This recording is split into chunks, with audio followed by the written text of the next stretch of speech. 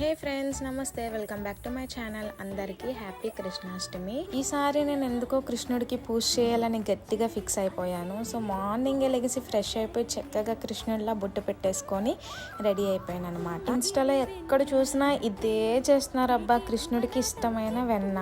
So ఇంకా నేను కూడా నా చిన్ని కృష్ణుడికి నా చేతులతో చేసిన వెన్ననైతే పెట్టేశాను. అండ్ పూజ కూడా చాలా బాగా జరిగింది. చాలా మనస్ఫూర్తిగా చేసుకున్నాను నేనైతే పూజని. అండ్ ఇక్కడ వెన్నలో పట్టిక అయితే వేస్తున్నాను. కృష్ణుడికి తులసి మాల కూడా నా చేతులతోనే చేసి మాల కూడా వేశాను. అండ్ ఫైనల్ గా పూజ అయితే చేసేసుకొని మన చిన్ని కృష్ణుడితో 2-3 వీడియోలు అయితే తీసేసుకున్నాను. నాకైతే చాలా నచ్చింది ఈ వీడియో.